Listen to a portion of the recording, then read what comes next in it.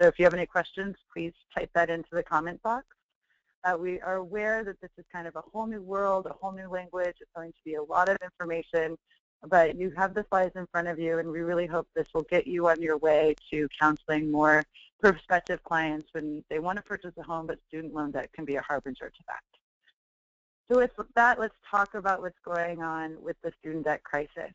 Currently, the total student loan debt is $1.3 trillion and growing.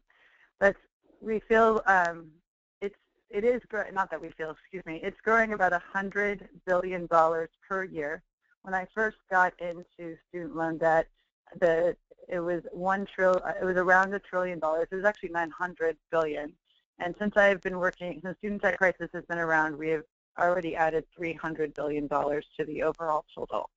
So this is definitely a crisis that we need to do something about. We can go to the next slide, Cody. So I just want to show you some big numbers with student loan debt, and we'll talk about this a little bit. So currently we have $33,000 is the average student loan amount that most borrowers have. There are many people under. We have a lot of people with much higher loan balances. About 66% of students who borrow are coming from public colleges. Another thing to note that's not on here is that a majority of the student loan debt is federal debt.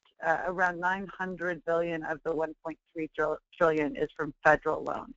So oftentimes you will encounter, your clients will have federal loan issues, which is the importance of talking about these programs. We have 43 million student loan borrowers that hold that debt. And an important thing to note at the bottom is currently right now, the CBO has projected that the government is to profit about $127 billion off of student loans. So, this is right now, we're not usually used to seeing the government profit from these type of programs, but this is the projection of profits over the next, I believe it's 10 years. And we can go to the next slide.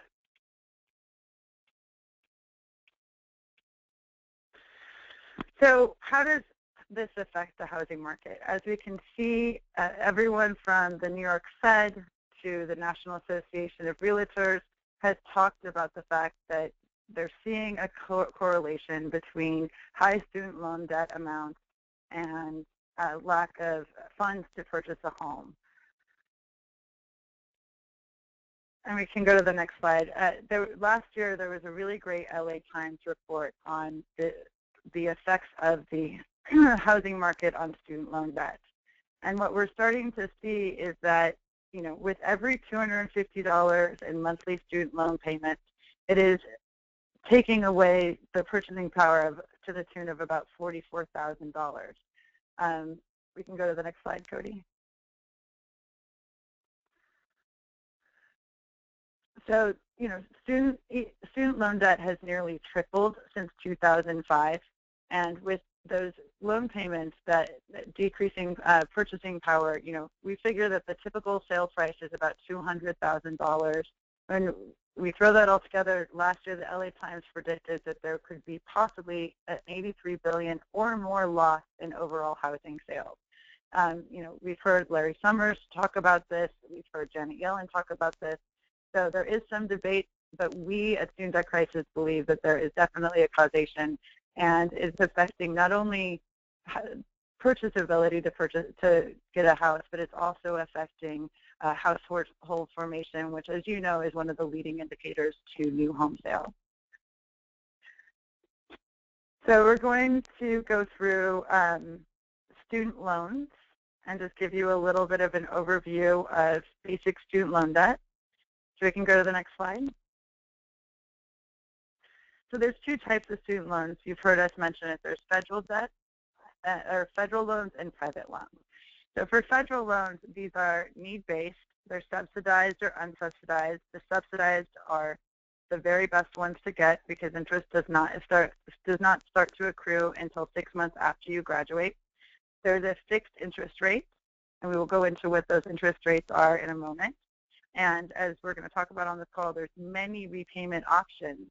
that are available when you get a federal loan. So when we talk to prospective student loan borrowers, we encourage them to get as much federal financial aid as they possibly can before going over to the private sector.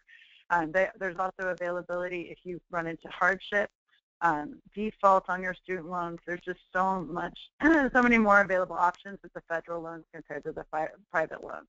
On the private loans, the interest is not set. We've seen private loans go as low as 4% and as high as 15%. Unless you have discussed it with your lender, there are no dictated repayment plans that have to be given for private loans, no hardship deferment, and very little default negotiation. We can go to the next slide, Cody. So here are the current interest rates on student loan debt. These have fluctuated a bit since I've been working in this field. My interest rates are actually at 6.8%. They were as low as 3.4% a couple of years ago, but now we see them at 4.29% for both the subsidized and unsubsidized loans.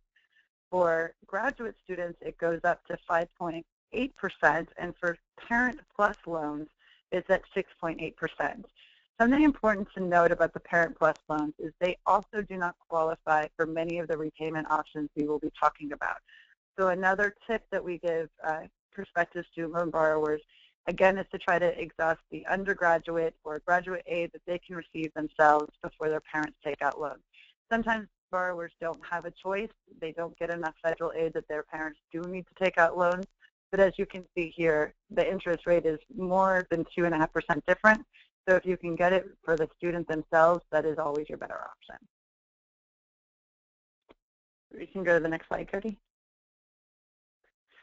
Great, so this brings us to repayment plans. I'm going to toss this over to Maggie Thompson with Higher Ed, Not Debt, and she's going to go over all of these federal repayment options that are available for your prospective clients. Maggie? Hey, thanks, Natalia. So, you know, there are several different types of repayment plans for federal loans.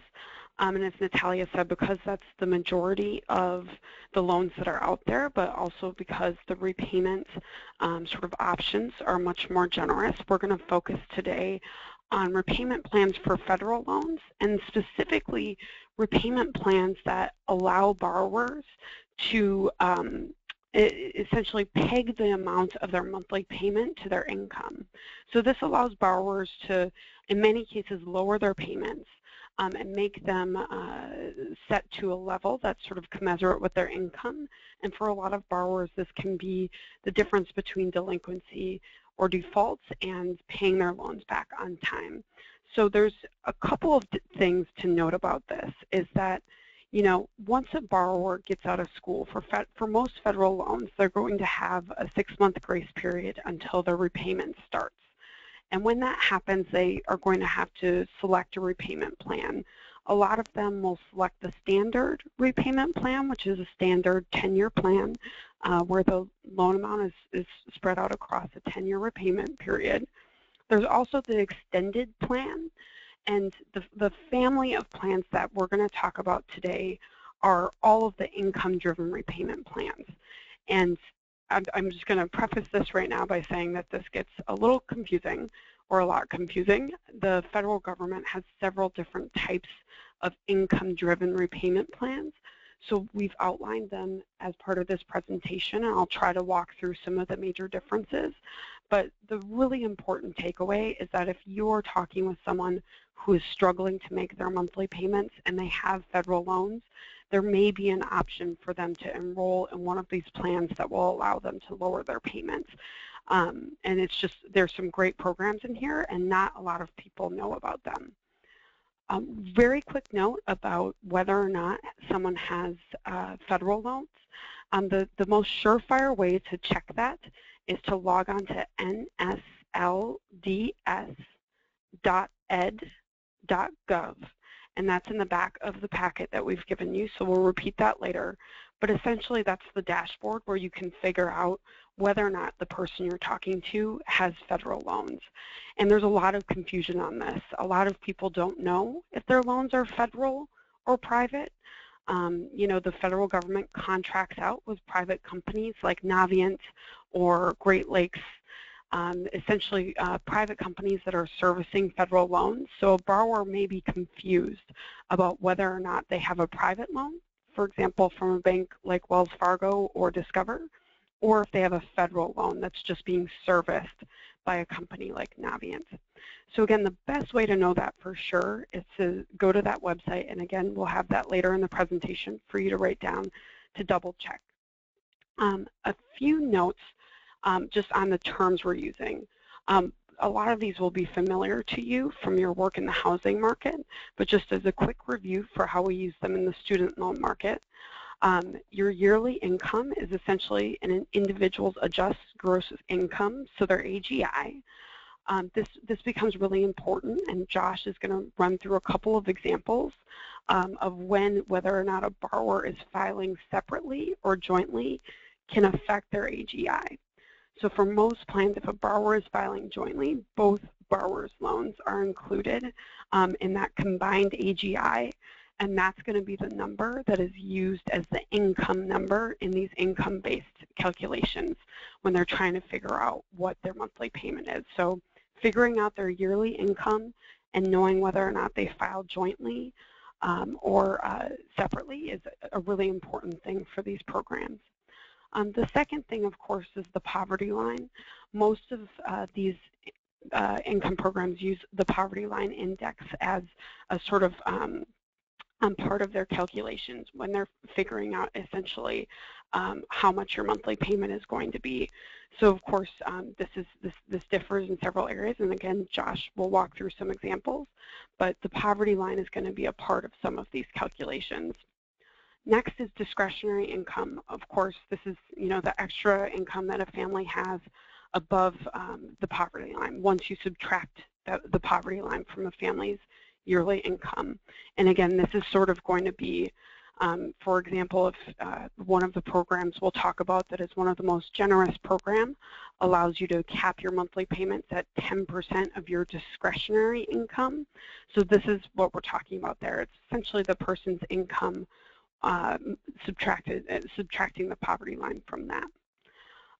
The next piece, and this is something just to flag, if you have people that have very old loans, they're what we call FFEL loans, FFEL loans, the Federal Family Education Loan Program. Essentially, until the direct loan program, the federal government offered a federal guarantee on student loans that came from private banks and financial institutions. So there aren't a ton of these left anymore, but they are generally not the best loans. They're associated with higher interest rates, and they're not going to have as many protections in some cases or as many options as the newer direct loans. So just a flag there, if you have someone who has a very old loan, it's worth looking into whether or not it's a FFEL loan to determine what it's eligible for. And again, the final term, the direct loan.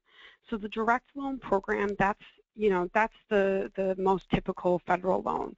A Stafford loan, for example, is a direct loan. And these are generally the loans that you are going to be dealing with when you come across a student loan borrower. They're generally newer, and after July of 2010, all new loans are direct loans. So essentially, if you have someone that's a federal loan and they got it after 2010, you don't even have to check. You'll know that that's a direct loan, not a FFEL loan. And again, these are just so you know the basis of the terms we're using, and these are sort of all part of figuring out what programs an individual is eligible for. And Cody, do you want to go to the next one? So just reviewing repayment options here.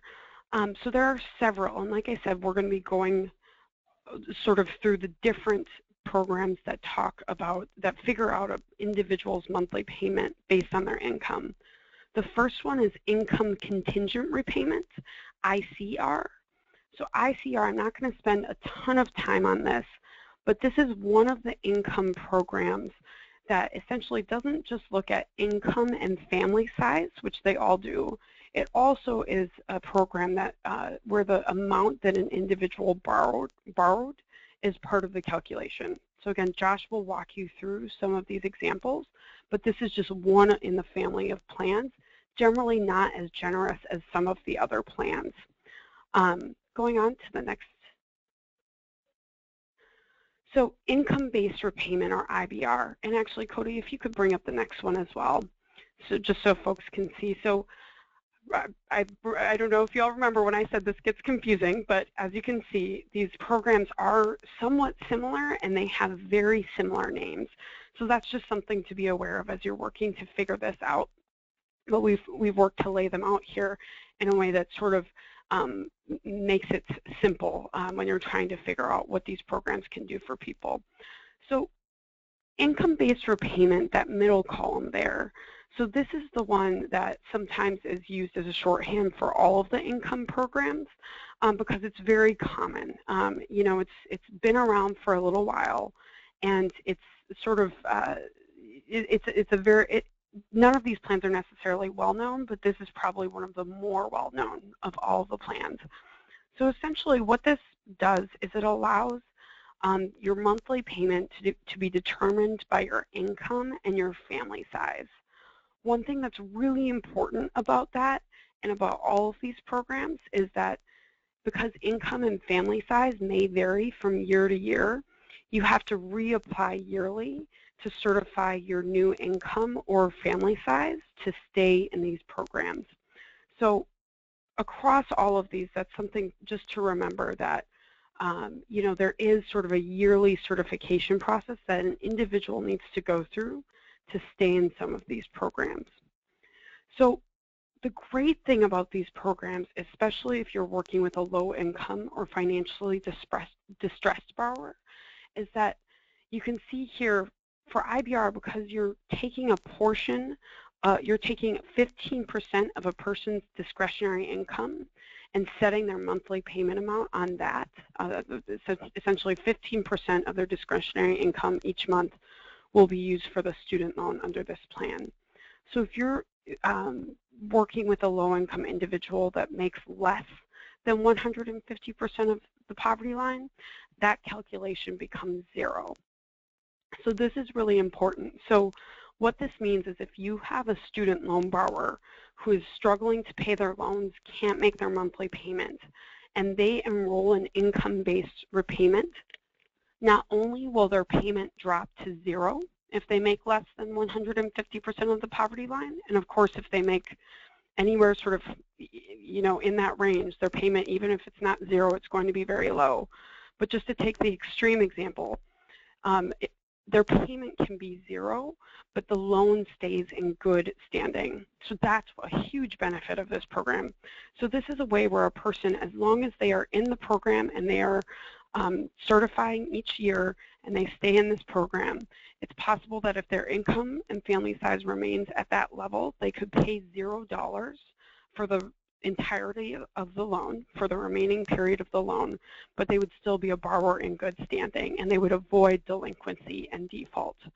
And this is why these programs are so great and so important, because we feel that many of the delinquencies or defaults you see in the student loan markets are often attributable and avoidable because these programs exist, which is why it's so important that you all know about them. So really quickly, Cody, if you could go back just one slide. So really quickly, so IBR is the most widely available, and new IBR is the third one here. Is sort of it's a newer plan, but it's sort of just tweaking that original IBR plan. The big difference here is that it's more generous. It allows you to pay only 10% of your discretionary income, and this is for any new borrowers after July of 2014. So it's a newer variety. And so the last piece on the bottom of all these, and this is for all of the programs that we'll talk to you about today, they all have a forgiveness component. So that's an incredibly important piece as well. And I'll go into that a little bit more after we talk about pay-as-you-earn. So Cody, do you want to go to the next one? So pay-as-you-earn, or PAY, we call it for short.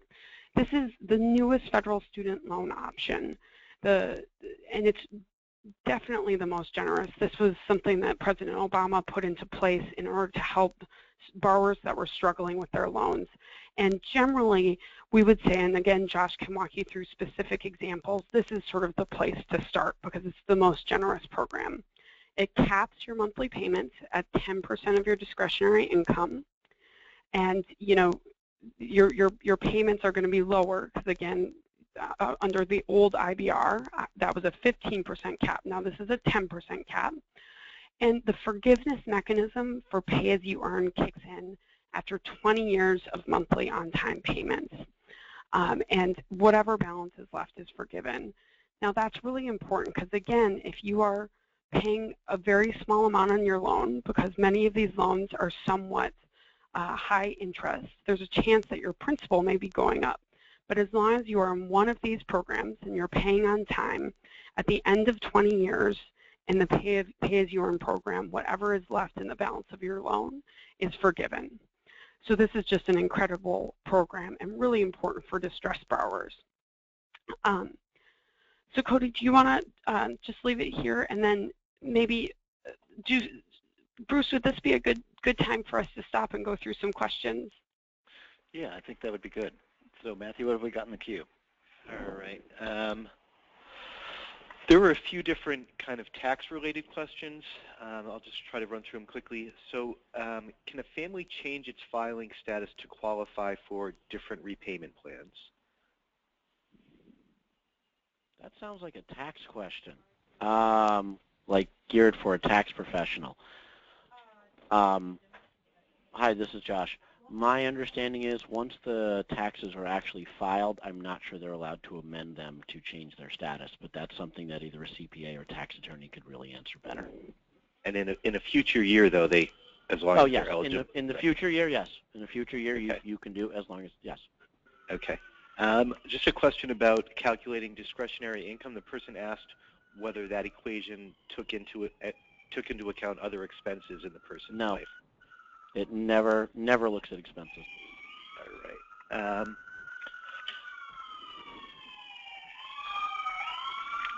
Hold on one second. Sorry. So, where do income do they use for determining the person's income for the income-driven plans? Is it the most recent tax return or pay stubs? How do they verify the income? What they can do, the borrower actually has the choice. When you look at the income-driven application, income-driven payment applications, it'll ask first if the borrower has filed taxes, and you check the appropriate box. And the following question is, do the taxes accurately reflect the borrower's current income? And that means up or down. And if there is a difference, the borrower will be allowed to use alternative documentation, be it pay stubs. If they're self-employed, they can use a profit and loss statement, things of that sort. If they're unemployed and they were employed when they filed taxes, they can check the box that says they currently are unemployed. So there is an alternative documentation, but it's supposed to be based on most current. Great. So could a person apply for one of these income-driven repayment plans even after they have a wage garnishment in place? Sort of, and we're getting ahead of ourselves. What we're going to have to do, the person that asked that question, make sure you sign up for the next webinar where we talk about default, because if they have wage garnishment, it means they're in default, so we have to get them out of default first, and then we would get them on the income-driven. It's a two-step plan. All right. I think this is for the pay, related to pay, but it says, when it says new borrower, does it mean that the loan was taken out after July 2014, or it will come due after that time? No, it means the loan was originated after July 1st, 2014. Okay. And when there's forgiven debt that Maggie mentioned is taxable, does that include just principal, or does it also include unpaid interest? You know, that's something that we can't answer. Only a tax specialist can, because there's a debate on both sides. Okay. And how would a borrower go about signing up for one of these plans? Very simply, there's an application, which I know, Natalia, it's available on the student debt website. Natalia will fix me on that one. But there's an application. Yeah, it's available on the borrowers.org. borrowers.org. It's a simple paper application. You fill it out. You can also go, I believe there's a website. I'm blanking on it. Natalia, again. We have all of the links at the end, and we'll go over the resource links on how to get to these programs. Yeah. Yeah, All right. this is Maggie. You can also call your servicer, so whatever bank has your loan. So we definitely think that servicers can do a better job of educating borrowers about these programs and making sure they know what their options are, but calling them directly is also an option. Great. Someone asked, what about private loans? Private loans, none of this is applicable. Their payment plans are pay or don't pay.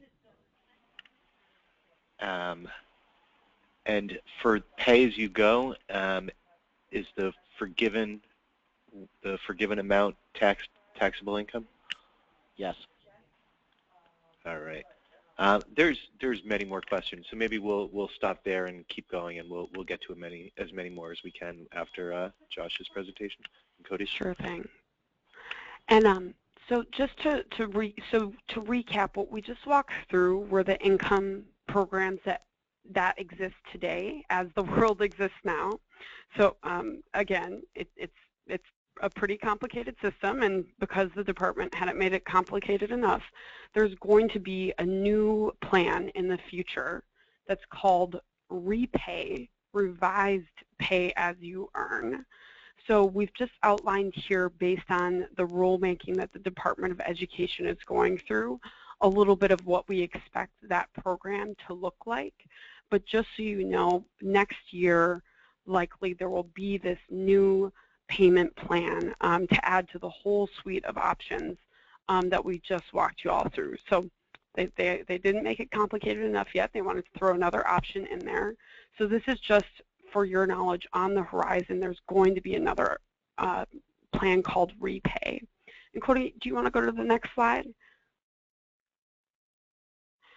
And just to review, before Josh goes through some examples that will really crystallize some of this, all of the repayment plans have forgiveness mechanisms, but they have different timings on those forgiveness mechanisms. So you can see here from income contingent repayment at 25 years and IBR, income-based repayment, at 25 years. Those are longer periods of time that a borrower has to be paying on time before forgiveness kicks in. But you can see here why we think, especially for the forgiveness options, pay as you earn and the new IBR are better plans, because the forgiveness kicks in after 20 years. And going to the next slide. So same with the repayment amount. Just to review, the level that this is the percentage of the discretionary income each month the borrower will be expected to pay. Again, the new IBR and the pay as you earn program are going to make the borrower's payments the lowest possible in most cases. So again, we would recommend that you sort of start at pay as you earn, figure out what a borrower is eligible for, and sort of keep in mind these rules of the road as you're moving through that. And with that, I will kick it over to Josh, who can walk us through some examples. All right, thanks, guys. So let's talk about eligibility and which loans can have these plans and which ones can't, because if you thought it was complicated, we're going to make it more complicated for you. So we've got these 4 plans that we've been talking about, and the first one we'll start with is income contingent repayment. Basically, anyone that has a direct loan would be able to apply for this one. Now, to recap, the difference between a direct loan and what's called a FEL loan or a FEL loan is, in plain English, it's the funding source. Direct loans come directly from the Department of Education. FEL loans come from anyone but the Department of Education. So you went to a private bank or someone like Sallie Mae or other things like that. Those are FEL loans, and the Department of Education merely guarantees it if something goes wrong. So if the loan was borrowed directly from the Department of Education, it's a direct loan, they can have income contingent repayment. If they want an income-based repayment, any loan can have it, whether it's FEL or direct, and we're going to get even more technical coming up, so just stay tuned. For the new income-based repayment, anyone who borrowed a loan after, and their first loan was taken out after July 1st, 2014, and those are necessarily going to be direct loans. So this is pretty much for the class of 2018. Anyone before that cannot have this one. Last one is pay as you earn. These are for direct loans only, where the oldest loan that they've got is from 2007, and then they take out a new loan after 2011. And this is pretty much for class of 2013 through 2017. If they're a class before that, then they probably have a loan from before 2007, which means they can't have pay. They're stuck on the income-based repayment. And don't get too caught up in the nuances here, because the servicers are supposed to know this stuff. You should be able to call the servicer, the person that's asking their borrower for money, and they should be able to tell you, yes, they can have this, no, they can't have this. Cody, let's go to the next slide. So now we're going to get just a little bit more technical, and let's take a quick understanding. When we're learning about student loans, it's kind of like building a spider web. So right now we're putting in all the anchor points, and we're starting to connect all of the strands together. So we're going to do some more connecting right now. So we have the different types of specific federal loans, and then which payment plan can they have. We have income-based, we have income contingent repayment, ICR, income-based repayment is IBR, and then we have pay, which is pay as you earn. If their loan is a direct loan, if it's a direct subsidized or unsubsidized, those would be Stafford. If it's a direct graduate plus loan or a direct consolidation loan that does not pay off a parent plus loan, it can have any of these three, and only if they put that parent plus loan into a direct consolidation. That's the quick down and dirty of it. Now, the last one we have are federal Perkins loans. And Perkins loans are loans actually originated by the school. Many times people think the school is calling them for tuition. That's not always true. It could be a Perkins loan. If it's a Perkins loan, they can't have any of these plans until they consolidate it into a direct consolidation loan, and then they can have any of these plans, income contingent, income-based, or as a pay-as-you-earn. So that was a little bit more technical than we like, but there it is. So let's talk about the formulas for these. First, we have income contingent repayment. Now, this one we look at yearly income, meaning adjusted gross income, the bottom line on their 1040. We subtract 100% of the poverty line index for a family of their size. That equals discretionary income. Multiply that by 20%, and that's their yearly payment divided by 12. You get the monthly payment. Let's contrast that to the income-based repayment plan, or pay-as-you-earn. This one, again, we would start with AGI, but we subtract 150% of the poverty line for the family of whatever size family your borrower has. That equals, again, discretionary income. We multiply it by 15% for income-based, or 10% for pay-as-you-earn. That equals the yearly payment, divided by 12, and you get the monthly payment. You can already see, just by looking at this, income contingent is the least friendly of all of them. One, it only looks at 100% of the poverty line versus 150. That's huge. And it looks at 20% versus 15 or 10%. Income contingent is rarely the friendliest plan you can get. And the only time I personally use it for my clients, I use income contingent only for borrowers that are parents that have parent plus loans. It's the only one that they can have. Everyone else we shift onto income-based, or we get them onto pay if they're eligible for it. All right, next slide, Cody. And taking a look at what the poverty index is, we have the 48 contiguous states. If you're in Alaska or Hawaii, congratulations, you get a higher number. You also have a higher cost of living. So if you take a look here for a family of two living inside, let's say they lived in Virginia, the poverty index is $23,895. That's the 100% line. If it's 150%, well, you can do the math. For Alaska, it's $29,880, and for Hawaii, it's $27,495. Now, the beautiful thing is, one of the links that you get at the end of this presentation is the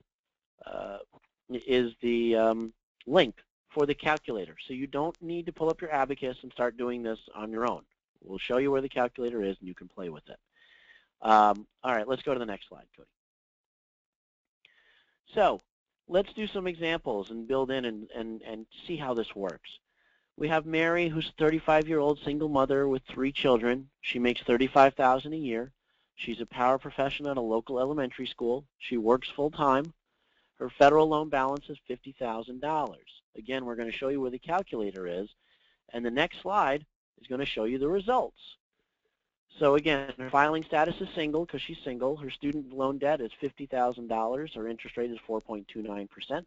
She's a family size of 4 with an AGI of $35,000. Now, granted, for simplicity, we're not looking at deduction and anything else she might have gotten. We're just saying it's $35,000. Now, the first 4 things you see, the first 4 rows on this payment calculator result are balance-based plan payments. By balance-based, we mean pay off the loan. So the standard plan is paid off in 120 months, 10 years. Well, if she can afford $513, she'll be done in 10 years. Chances are, on $35,000 with 3 kids, she can't afford $513. She can do a graduated payment where we start with the low payment, and every 2 years it moves up. So it starts at $288, and her 9th and 10th year, she'll be paying $865 a year. That's kind of speculative if we think she's going to really be able to afford that. The extended fixed plan, this is a 25-year term. It's $272 every month for 25 years. And this will pay off the loan, but she's got to maintain that payment. The last one is the extended graduated plan. It's 25 years. It steps up every 2 years, starts at $179, and increases to $473 for her last year, her 25th year. Now, these 4 plans, again, are made to pay off the loan. Anyone with any financial savvy, these make sense. Where people with financial savvy actually lose it is when we talk about these next 4 plans that we've been talking about, the income-driven plans. Because these plans will not pay off the loan. These plans are for survival. It's not about paying off your loan. It's about surviving. And this is what our clients need. They want to be able to survive. So you can see here on her income-based plan, IBR, it's 300 months, 25 years, starting at $0. Now here's what I need you to ignore. It says 0 to 513. Where's the 513 coming from? We don't know. When the Department of Education built this calculator, they expect that people will get raises and eventually they'll be able to afford the loan. But we don't know that for sure. I never tell a borrower this 2 number, this 513. It's too speculative. We don't know what's going to happen with their income. I tell them about the number right now. It's like buying a car. What's my payment right now? Her payment would be 0, and it may very well stay at 0 for 25 years. So even this projected loan forgiveness of $36,000, that's not correct because we don't know if her payment will ever get higher. We don't care about the total interest paid, and we don't care about the total amount paid. Again, it's like buying a car. People don't care what it costs. They just care about their monthly payment. Can they survive? If she was a very new borrower and just had loans from after July 1st of 2014, she could have the income base for new borrowers. Her payment is still 0. But you can see that the payment was shortened to just 20 years instead of 25. Same thing as pay as you earn. Her payment would be 0. We don't care about this growing to 266 because we don't know that her income will go up. And the last one is income contingent repayment, and here we can see it's an unfriendly $179 a month. We don't know if she can afford that. So if we can get her into a $0 payment plan, what does it do to her cash flow? Well, it means she doesn't have a payment. Now, how does this affect her ability to get a mortgage? And the short answer is we really don't know. On one side, it looks good because it helps her debt-to-income ratio because her student loan bill is 0. So it's not showing it's not affecting her cash flow or her debt-to-income ratio. On the flip side, and I think this is going to be brought up in a minute, there are some newer guidelines that come out that say if the borrower is on a $0 payment or on an income-driven payment plan, it is to be disregarded by the underwriter, and instead they do a 2% plan, and they equivocate the payment to be 2% of the balance due. Well, the balance due for Mary is $50,000. A 2% payment would be $1,000 a month. That's probably going to blow her debt-to-income ratio, and it means if she's on this plan and the underwriter ignores the income-based plan of 0, you're going to kill her debt-to-income ratio, and they're not going to be able to buy a house. So we're getting used to this. It's something that we're learning. These guidelines have just come out. Again, it's going to be talked about in a minute. But let's go ahead and roll forward to the next example. All right, let's talk about Bill and Mia. They're married. They're 27. They've got 2 children. Bill makes $20,000, and Mia brings in an additional $18,000. Bill has federal loans for $75,000. Mia has private loans of $20,000. So for Mia, we're not really going to work on her in this webinar. But Bill's got $75,000. Mia works retail. Bill is a social worker. Let's look at what we do here. Let's look at the next slide, and you can see differences. If they file separately, which is the chart on the left-hand corner, we're looking at $75,000 in student loan debt and $20,000 in AGI. We're only looking at Bill's income. He still has a family of 4. It doesn't matter who claims the children when we're talking about family size for these income-driven payments. What does matter is, are they children that Bill supports at least 50% of the time? And Bill will say, yes, we have a family of 4. So we can see the standard payment is $863 if he was going to pay it off in 10 years. If he does the graduate, it starts at $498. If he does a fixed plan over 25 years, it's $521. If he does extended graduate, it's $425. None of those are affordable on a combined income of $38,000. It's just not. So if we look at the income-driven plans, you can see all of them are 0. He can be on any plan, $0 a month. That's not bad. That will help his cash flow. Again, we don't know what it's going to do to his ability to purchase a house. Will the underwriter accept it in his debt to income ratio, or will they ignore it and be forced to that 2% number? And 2% of $75,000 is an ungodly number. It's what, $1,500 a month? Let's look at what happens if they file their taxes jointly. That's the right-hand side here.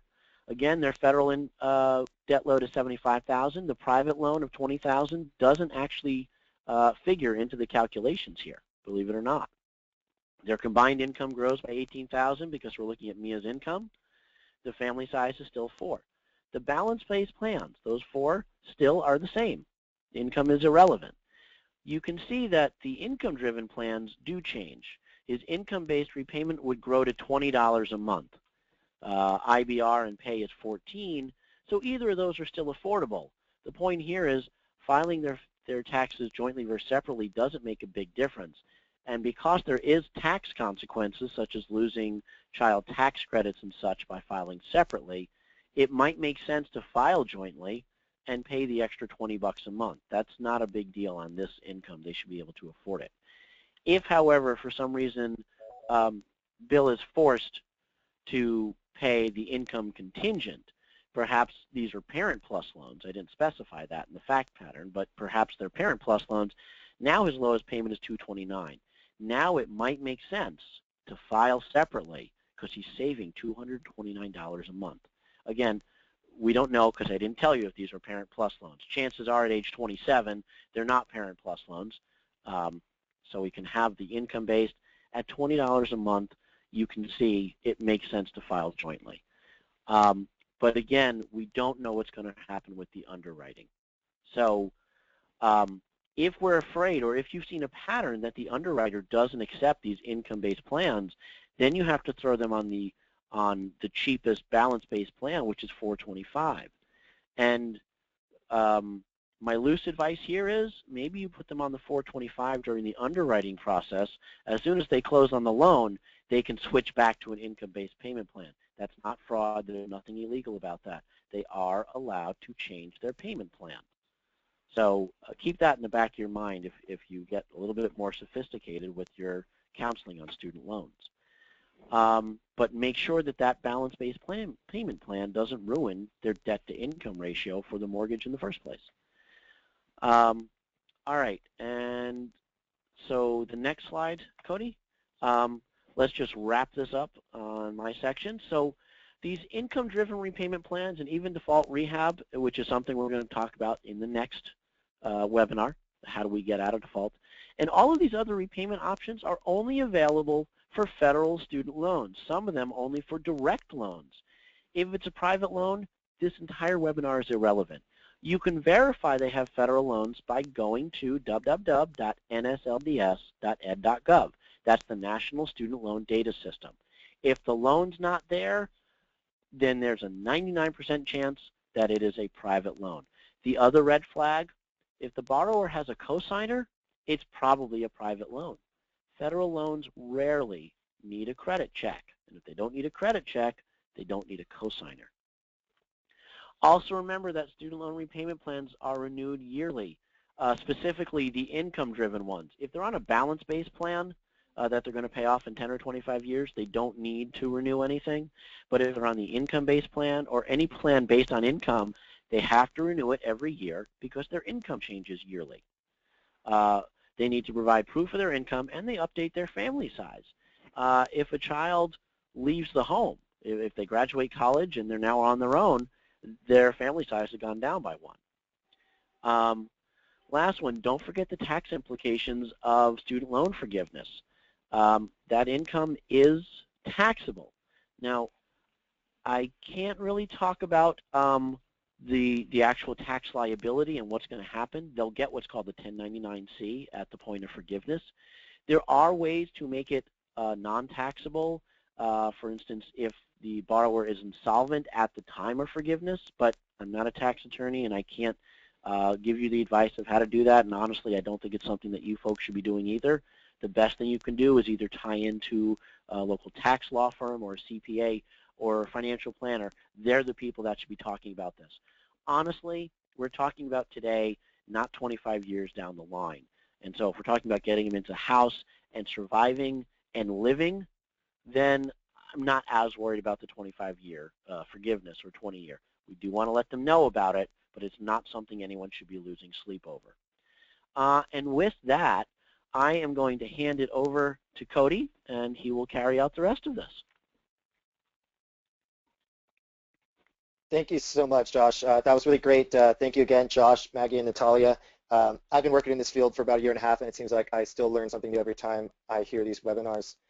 Before we move on to questions, I just want to update everyone on some of our future webinars.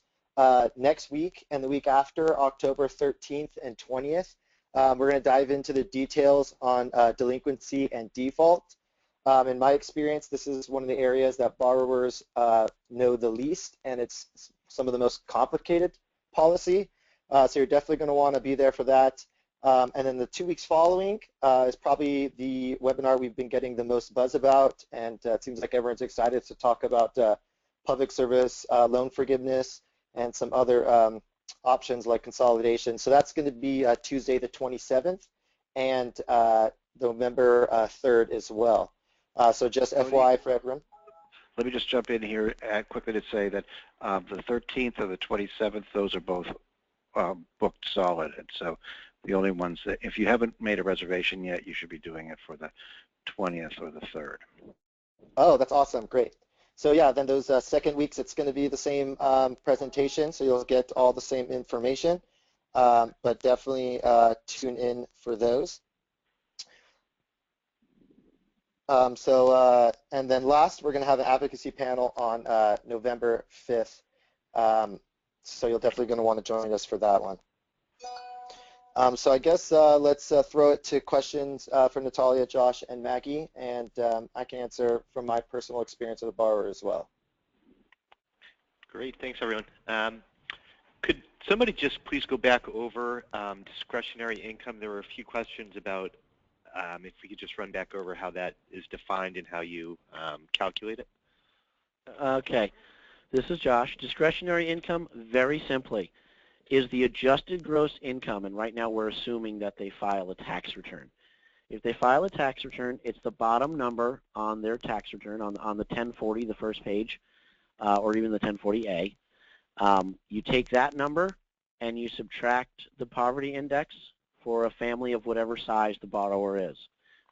It's either 100% of the poverty index if it's income contingent. For the other plans, it's 150%. So it's AGI minus poverty index equals discretionary income. And the most important thing that I have to say, which is obvious here, is expenses are irrelevant. The fact that your client or your borrower has private loans, irrelevant, doesn't matter. Great, thank you. So there were also a few different kind of versions of the question of if a borrower is in that 150% poverty threshold, so they're not making payments, they go through 25 years of $0 payments. If you could just run through that scenario, please, on what that looks like for them. Well, basically what it means is they've paid nothing for 25 years. The interest has continued to accrue, but on the income-based and on the pay and on the new income-based repayment, the interest is not capitalized. It doesn't turn into principal. So they have all this principal that they've never paid, all this interest that they've never paid, and on that 20th or 25th year, they're going to get a 1099-C, cancellation of debt, for the full value. Now, the question that I know is there is, are they liable for taxes on the interest amount reported? And my answer is, I have no idea. I don't do taxes. There's an argument that yes, and there's an argument for no. The first forgiveness won't even happen until 2034. We have no idea, and I know there's lobbying going on to make it non-taxable, and Natalia, I believe you can speak to some of that too.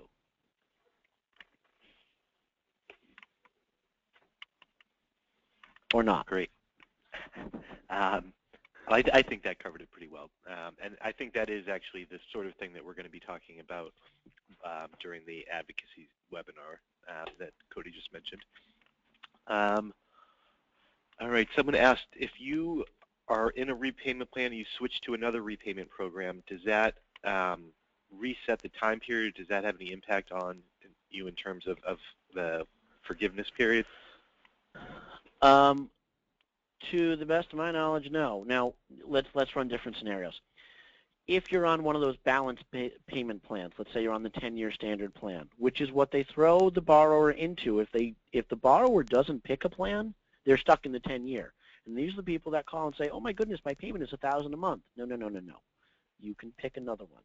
So they go from the standard, they see you, teach them, they file for income-based repayment plan. As soon as they start the income-based repayment plan and make their first payment, they start the clock for the 25 years. If they switch to pay, then it should hypothetically reduce to 20 years. Now, nobody's going to switch from pay to regular IBR. It just doesn't happen that way. If you qualify for pay, you're going to be on pay. If you qualify for the new income-based repayment, you'll be on the new income-based repayment. So I don't foresee a situation where someone goes from the 20-year to the 25-year forgiveness. No one's going to do that. If you switch from one of the income-driven plans, go ahead. Sorry about that, Josh. I was just going to say, and my apologies for being on mute before, but Cody himself actually has switched from from IBR to pay. So exactly what you were talking about. Well, Cody, and correct me if I'm wrong, you did restart the repayment program. However, you already saved the 5 years by going from a 25-year program to a 20-year program. Yeah, by the best of my knowledge from transitioning to the new program, that was the benefit. But, and it's one thing to consider, when I made that transition, I was late in my paperwork, so there was a gap between my enrollment in IBR and the newer program, Pay As You Earn, which did cost me some capitalized interest, I believe, and an increase in my principal. So there are some consequences if you don't transition properly, meaning that you're not consistently enrolled in a program for the entirety of your transition. And that was an issue that came up during my experience. Great. Someone asked what happens if a borrower is on one of these income-based plans and they may just miss a single payment? Does that totally ruin their having made years of payments towards forgiveness? The answer is no. My understanding is it's going to extend out the time to forgiveness by 1 month. And even that, I don't, again, I haven't really looked in details. Missing one payment not going to make a difference. They'll get a credit hit, but it's not going to make a difference for the forgiveness. It's not going to make a difference. Yeah, doesn't make a difference. And I think it may be worth pointing out, I don't think it came up, but nobody has actually gone through. These programs haven't been around long enough for anyone to have gone through them, right? So that's why there's some kind of to be determined yes. How they're going to play out. Right. Income-based repayment came out in 2009. Now, income contingent actually came out in 1993, and there is a question, if anybody's been on it since 1993, their 25-year forgiveness is 2018. We have no idea who that's going to be and if they'll do it the right way. It'll be a chance for Department of Education to have a guinea pig and see how it works. Great.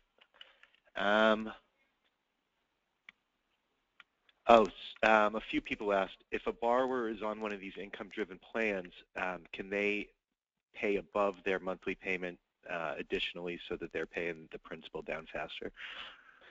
The answer is yes, and also there's a myth in there. Again, look at the calculations that we showed.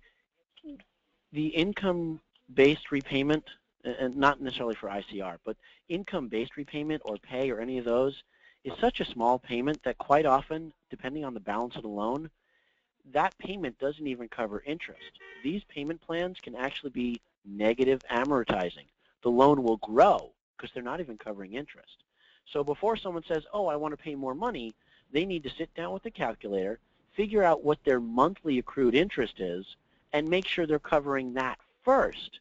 And until they cover that, any extra payment will never, ever hit principal. And in the end, if they're not going to touch principal, there is no reason in the world to pay more towards the interest unless they're really neurotic and afraid about the 25-year forgiveness tax liability, which I can't even help with. All right. Yeah, excuse me, this is Cody again. I can speak to that as well. I had the same experience. I make a monthly payment of about $75 a month under pay-as-you-earn. Actually, that's increased to about $100 under this new program, but I don't make any payments to my principal, and I have made that mistake for many months, paying extra, assuming I was going to be touching my principal while I was just paying the extra amount of interest that this new lower payment wasn't paying. So it's definitely something that affects a lot of people, and they're not even aware of it. Great. This is a more kind of general question, but how do missed student loan payments impact credit score? Well, first of all, you guys should know better. Credit score is irrelevant. That's a marketing myth perpetuated by the credit industry. Scores aren't relevant. What we care about is the credit report accurate? And the way it really affects the borrower is the report showing a 30-day late, a 60-day late, a 90-day late? And now I know in general, federal loans are looked at with a heavier hand than missing a credit card payment. So I mean, and I tell people this anyway, if they have a choice between skipping a credit card payment and skipping a loan payment, skip the credit card. Credit cards you can deal with. The federal loan is a little harder. So to say how it affects your score, I couldn't tell you. I do know that it hurts, especially when looking at a mortgage. All right. Okay, sorry, go ahead. No, I was just going to add one more thing. It's a little bit of an anomaly, but we recently collected some data for the Consumer Financial Protection Bureau, and we were extremely alarmed at the amount of people that had one student loan being reported on their credit score multiple times. So it could be something to keep your eyes open for when dealing with your clients, that it's actually happening to many more borrowers than you would expect. And that's just another kind of indirect way that's been affecting people's credit scores. Great. And just to go back for a second to the trying to pay down the principal, but with a higher payment. Someone asked, just to clarify, the borrower can't even direct the lender that they want to go into principal because it's negative amortizing. It's totally at the servicer's discretion to only apply it to interest. No, it's not even a discretion issue. It's the law. The Higher Education Act governs how payments are applied. And it says, one, it goes towards the accrued monthly interest for that month, and then two, any arrearage interest that is built up, and then it goes towards principal. So, yeah, I mean, the bottom line is, if you've got a sophisticated borrower that can pay more, maybe they shouldn't be on this income-based plan. Maybe they should be on a balance-based plan that they can actually carry through and pay off their loan. Right, and there have been a few different comments of people just kind of having trouble with the tax implications down the road, and thinking that might make it, you know, that they may end up with a tax burden that they're never going to be able to meet. And does anyone want to address that? I think, as Josh mentioned, that's something at the moment not to lose sleep over. That, you know, as advocates, we are working to create changes. We haven't even seen the first recipients come off of it. Even the language of the Department of Education is a little bit obscure. It's not, I mean, we do want to warn clients that they can be taxed, but, you know, Josh mentioned in last week's webinar, if they've been paying zero, they paid nothing to their loans, they have the entire balance that gets forgiven, they probably are already in a place of undue hardship. And, well, Josh, if you want to speak to that a little more, might not even have to address the tax issue. Yeah, I mean, it's kind of, this is a double-edged sword, because they're trying to buy a house, and if they own a house, then they have an asset, which has tax implications on insolvency and yada yada, which is why I suggest maybe a tax professional is a person to answer this. But in the long run, this is about survival, and if they're on the income-based repayment plan, it's because they can't afford anything. The other thing and this sounds really funny, the IRS is a whole lot easier to deal with than the Department of Education. They're used to lots of people not paying their tax debt. And really, as long as you're willing to submit to them and make some kind of payment plan with them, that's all they care about. It's all they care about. Great. So there were a few different responses to the when it came out that I forget if it was for FHA. When you, Josh, you had mentioned the counting that if they're someone being on an income-based plan, getting a mortgage, them counting it as 2% of the total balance debt. due. Yeah. So one person asked, so the example you had given was $50,000, so 2% would have been $1,000. They asked if that would need to be divided by 12. No. Or they look at 2%. That would be the monthly payment would be the 2% of the total balance too. Yeah, which we all know is absurd, because even if they were on the 10-year payment plan, it wouldn't be worth 2%. So I don't even know where this number comes from. That's something to discuss in the advocacy webinar. Sure. And I should just jump in on this mortgage question. So I think what people are saying is right, and it's a big concern. We are getting mixed signals from the investors in this. So what we've been told about the underwriting, for example, at FHA, is that that rule applies if you have a deferred loan. So you're in school and you get a deferment. But when you're underwriting and it's an actual income-based program that you're in, that FHA says that you can apply the the actual payment that's under the income-based program, not what the 2% number or what the original number was. Now, the complication is that may not be what the lender does, because actually the FHA saying they'll accept it doesn't mean that's what the lender will do. We've heard similar things from Fannie and Freddie, and we're trying to get clarification and then trying to deal with individual lenders. It may be more of a mixed picture out there, but the problem is there's no, that they're certainly being done out there in the field. But wanted to at least put out that's one of the areas that we'll try to think about in terms of advocacy.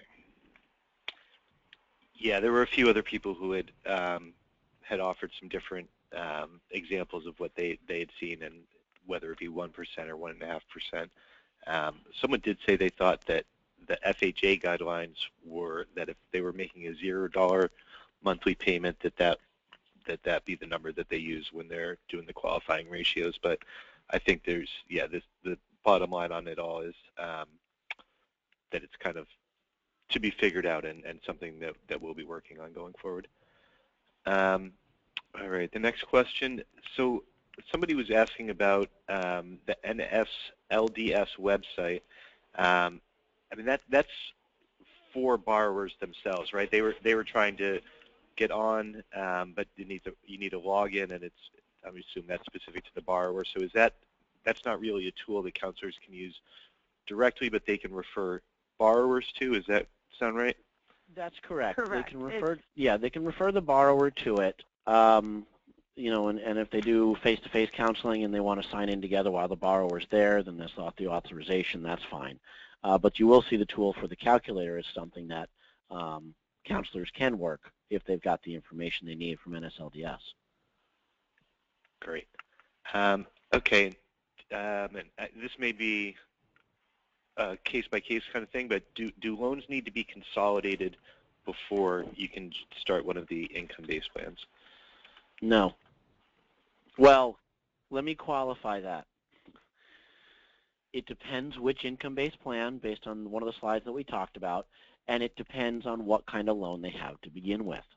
If it's a Parent Plus loan, it must be consolidated in a direct loan, and then they can only have income contingent. For pay, the loan has to be a direct loan. For IBR, income-based repayment, it can be any loan. So that's as clear an answer as I can do. Okay. And does a borrower need to be current in order to consolidate? No. All right. And can someone please explain for someone the difference between a direct loan and a Stafford loan? There's no difference. They're mutually, that's different, okay? Think of it as this way. Chrysler has two different car companies, right? There's Plymouth and there's Dodge. Or like General Motors has several different lines of cars, and one of those cars is the same car all the way across. They just kind of name it something different. A Stafford is a type of loan. A direct loan is the funding source of that loan. So a direct Stafford means it's a Stafford that was funded by Department of Education. A field Stafford is a Stafford funded by someone other than Department of Ed. Could be Sallie Mae, could be a private bank, could be who knows what. Great. So there were a few follow-up questions to the earlier question about what happens if a borrower missed a payment and they're on one of these plans. Could you maybe just elaborate on it, on how it works and why you would explain that it would only put them back a month? Well, if they're still, okay, you can miss a few payments, which we'll talk about in the next webinar, so make sure you signed up, without losing anything about this plan. You still owe the money, and you're still going to pay it. The only time you risk something is if you default on the loan. But if the loan doesn't default, you missed one or two payments, and then you catch up or you continue making those income-based plan payments, then you're still on income-based repayment, and you're still eligible for the 20 or the 25-year forgiveness. It's just that simple. Missing a payment doesn't reset because, well, here it is. There is nothing in the regulations that requires 25 years of consecutive payments. Consecutive is not in there. It's 25 years of payments. So as long as you're making those 25 years of payments, you're good. If you default, that could screw it up, and that's actually more appropriate for the next webinar. Okay.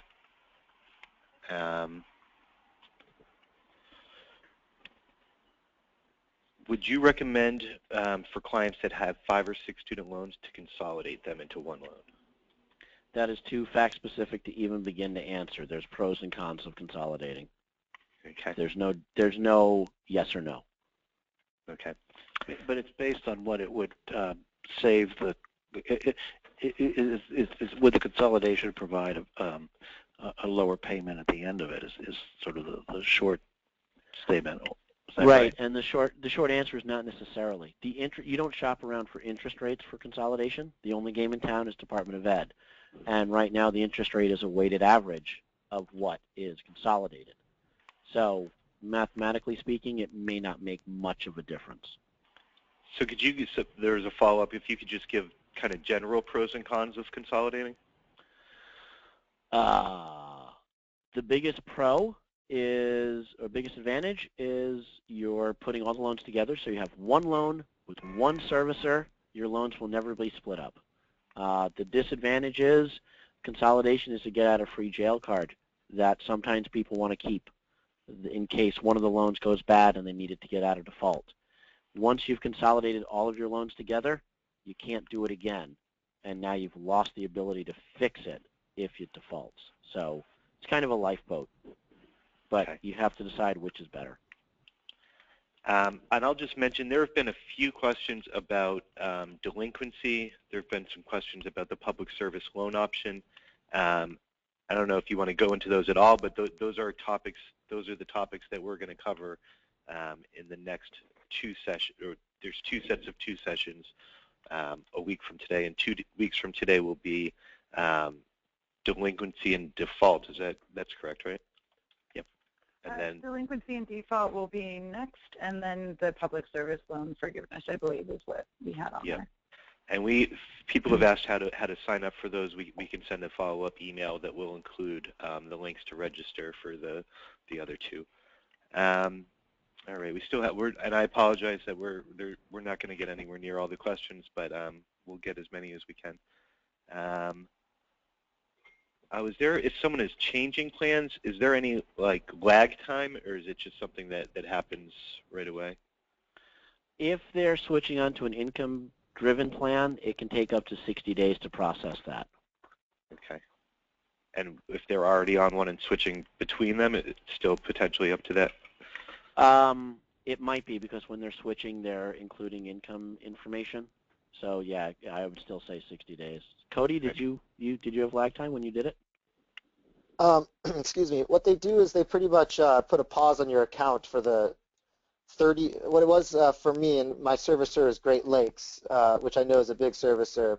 So I don't know if it applies across the board, but they put a 30-day pause on my account in which I didn't need to make that month's payment while they processed all the new paperwork, and then they approved it after that 30-day period, and I just went about my business. But I do believe there is that there will be like a 1-month pause while they're doing whatever processing on their end that they do with the paperwork. So this question I think is probably best directed for Natalia, because I'm pretty sure this is an issue that you all have worked on. The person asked if any of the sessions are going to discuss for-profit college failure loan forgiveness, which I don't think we were planning on, but maybe you want to take a minute to discuss that? To discuss for-profit loan forgiveness? Yeah, I think with yeah. Corinthians. So, yeah, it's also, a little bit complicated. Currently, right now, there was a special ruling for Corinthian college students.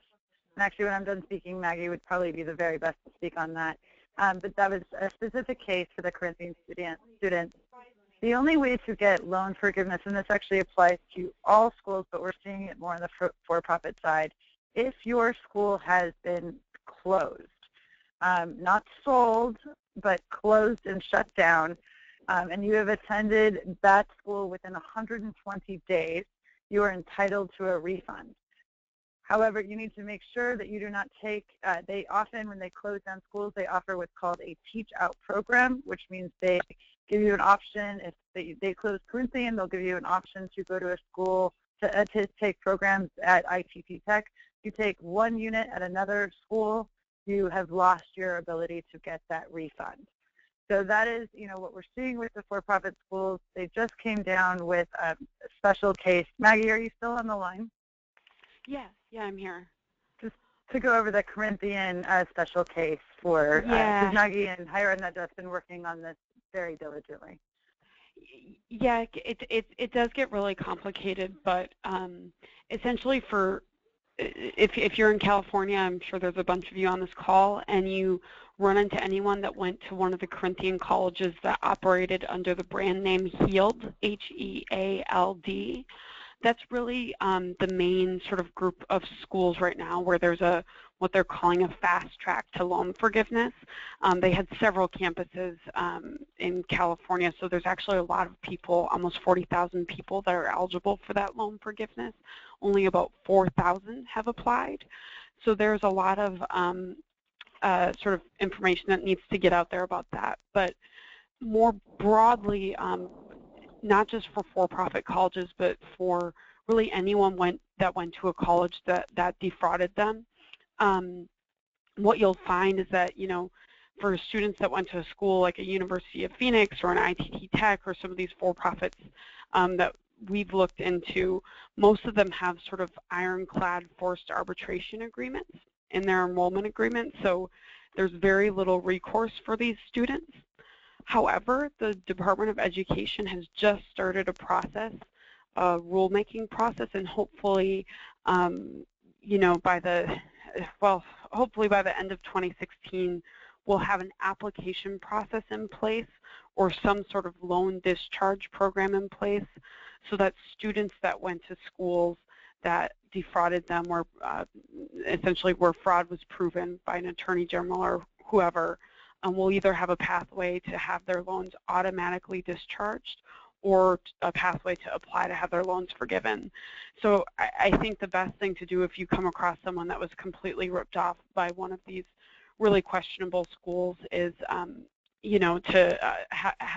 really, if you have a higher education oversight board where they can complain in your state, that's fantastic. Otherwise, they can always go. We have a website called sellingoutstudents.org, and if they sign a petition asking for a refund from their school, we upload those all into a federal complaints database. So it's very complicated. There are a lot of people that were ripped off by these schools. Like I said, there's more information at sellingoutstudents.org. Great, thanks very much. So I think there's still a little bit more to go over, so I think we'll stop the Q&A for now, and we'll see what we can do to try to maybe get answers to some other common questions. Sure. Just making sure I'm not on mute. I just wanted to go over a few resources that we've put together that some of our panelists mentioned on the call. So the first three are from the Department of Education. The very first one is going over the repayment plans that we've spoken about today. Then the second one is the repayment estimator or calculator, as Josh was mentioning. So no need to use your own calculators or try to figure out the complicated math. This is what will show exactly what you saw for Bill and Mia. It will do that for your client. This is a very helpful tool to have. And the third Department of Education link that we provided is a financial toolkit, the financial aid toolkit that the Department of Education has provided for advocates such as us and yourself. So this is, they have handouts and webinars as well if you want to continue to learn more about this information. Then we included a quick guide on ibrinfo.org. This is brought to you by TICAS, a great think tank organization that we work with. So this has a very quick guide on the different programs, eligibility timelines, how long the programs are for, etc. Then we've included our resource tool, which is at theborrowers.org. And Josh and Maggie and I have all worked together to bring you this website, and we just feel that we brought this in an easier to read, clearer way than the Department of Education's website is. So you can see this link goes straight to the repayment options, which we talked about today. There's also information on loan forgiveness, on defaulted loans, on deferred loans, on how to go about paying for college. So we definitely suggest you check out the borrowers.org. Another link for the Consumer Financial Protection Bureau as well on how to repay your student loan debt. Keep in mind the Consumer Financial Protection link, the borrowers link, and the Department of Education links are basically the same information. It just depends on which way works better for your learning. If your client has a problem with private loans, which I know we did not cover today, if they feel that they're being defrauded by their student loan servicer, they can submit a complaint to the Consumer Financial Protection Bureau. And we've included that link below. And then finally, Cody, we can go to the next slide. There were some questions on the NSLDS system, the National Student Loan Database. So this will be for your client, but it's really helpful to you if they are able to share this information, and it's also helpful to make sure they have federal loans, as Joshua said. If it does not show up on here, it's 99.9% possible, sure that they do not have a federal student loan. So when you go to the NSLDS site, it will look like what we're seeing in front of us. Make sure to click Financial Aid Review. It will prompt you to enter a PIN, or your client to enter a PIN. If they don't have a PIN or they don't remember it, that's fine. They can request a new PIN number. And then this will bring up exactly what's going on with their federal student loans, how much they owe, how much they paid, if they're in default, if they're on a program. It's a wealth of information and quite necessary to be able to properly counsel somebody with their student loan debt. We can go to the next slide. And we've just included at the end some resources. Thank you again, Maggie. This is the Higher Ed Not Debt website. Next we have Josh's website, I believe, the Student Loan Lawyer. And then we've included the borrowers.org, which we run, and as I said, that's more informational. And then Student Debt Crisis is where you can get more up-to-date news. And we've also included many testimonials from student loan borrowers. So you kind of want to get a feel of what the landscape is right now for a student loan borrower. We suggest you going through our student debt stories, and that might give you an idea of the type of issues that will be brought to you when you start talking and counseling people with their student loan debt. And with that, if there's time, we can take a few more questions. And thank you to our panelists and everyone for being on the call. So I'm afraid we are out of time, but thank you so much, everybody, for doing this. And we will have the next round of these webinars on delinquency and default, and there'll be a little more time for question and answer on that as well. But thank you, everybody, and we'll talk to you again on the next round. Thank you. Thanks, Bruce.